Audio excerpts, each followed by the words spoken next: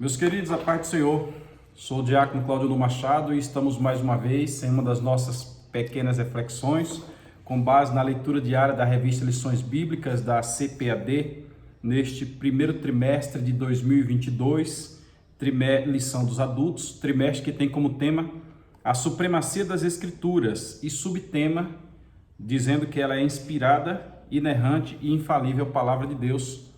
Esta é a revista.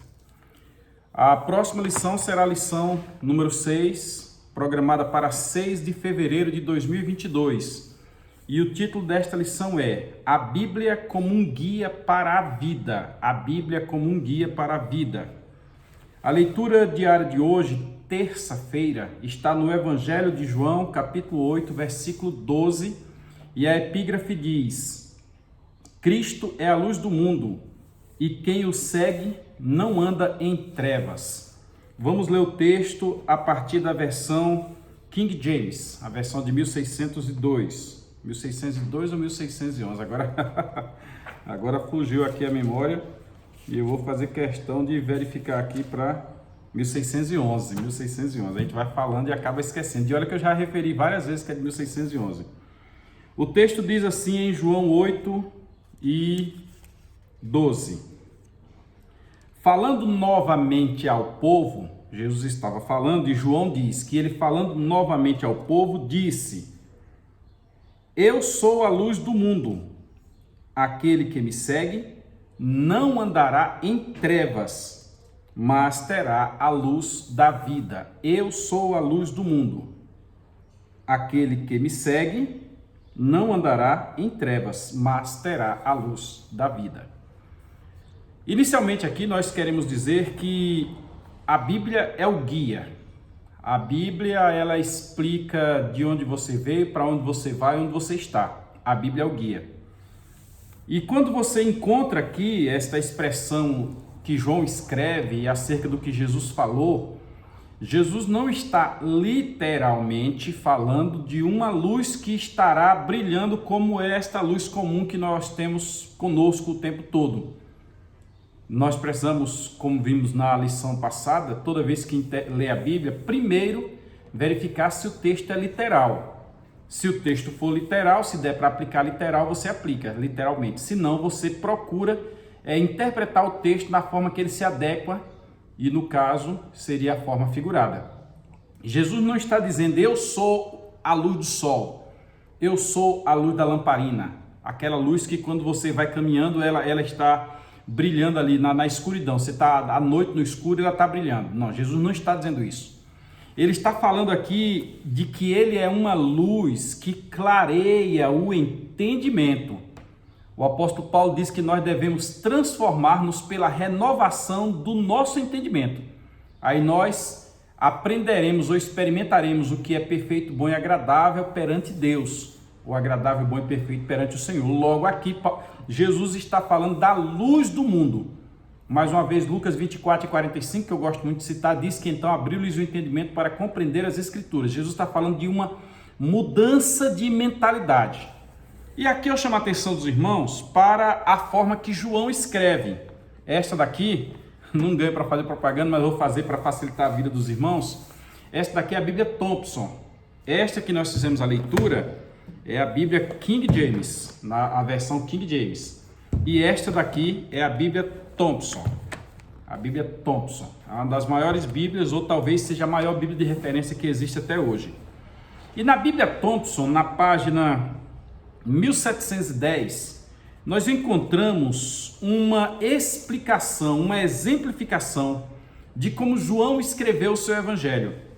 Nós temos os 4 evangelhos, sendo que os 3 primeiros são sinóticos, são semelhantes, têm visões óticas diferentes. Um achou interessante registrar 2 cegos no caminho de Jericó, o outro achou interessante registrar só um cego. Um registrou que estava entrando em Jericó, o outro registrou que estava saindo de Jericó, já vista serem 2 Jericós. A primeira foi destruída e amaldiçoado todo aquele que reconstruísse ela. Logo à frente foi construída a outra e o cego ou os cegos estavam no percurso entre uma e outra Jericós, porque era comum as pessoas passarem por ali. Então, eles são chamados de sinóticos. Eu falo Mateus, Marcos, Lucas. São evangelhos sinóticos. Cada um escreveu para um povo diferente, com um objetivo diferente. Já João, eu costumo dizer que é o evangelho do pingo no i. João é o evangelho da compreensão.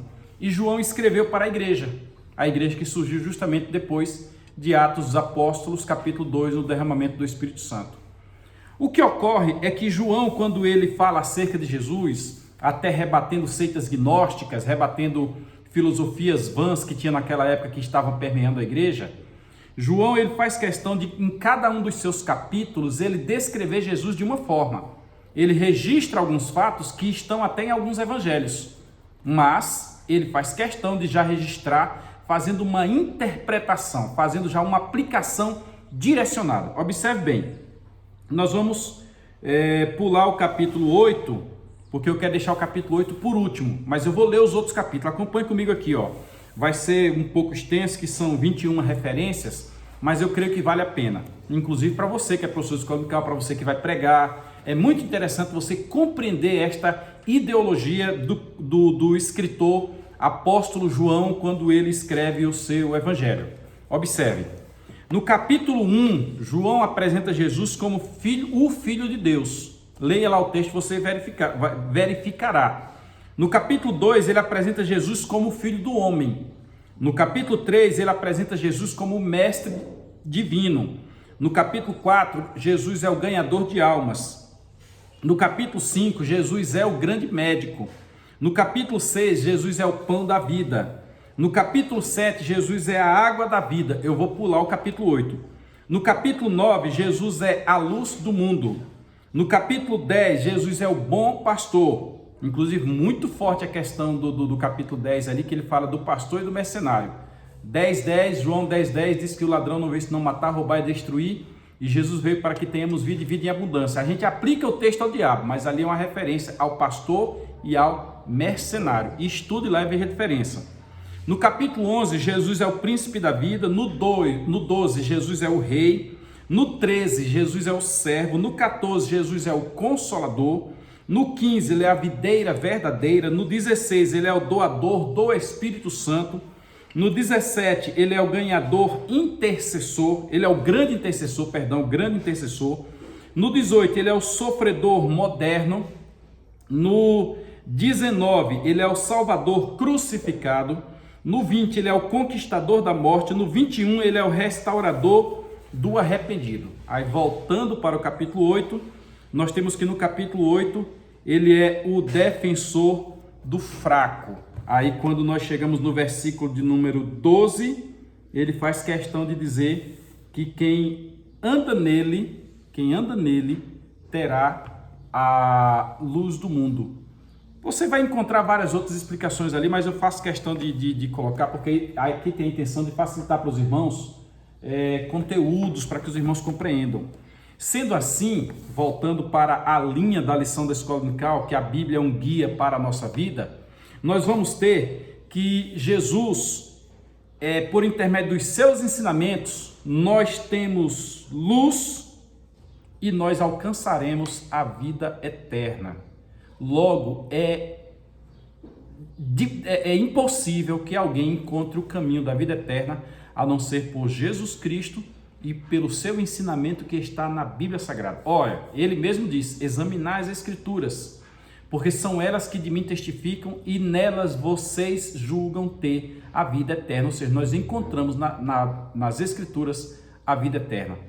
Que Deus te abençoe e que no próximo domingo na Escola Dominical nós possamos discutir mais acerca deste guia que nos direciona como uma bússola numa nau para a eternidade, para o norte da eternidade. Fica na paz do Senhor e até a Escola Bíblica Dominical próxima. Paz do Senhor.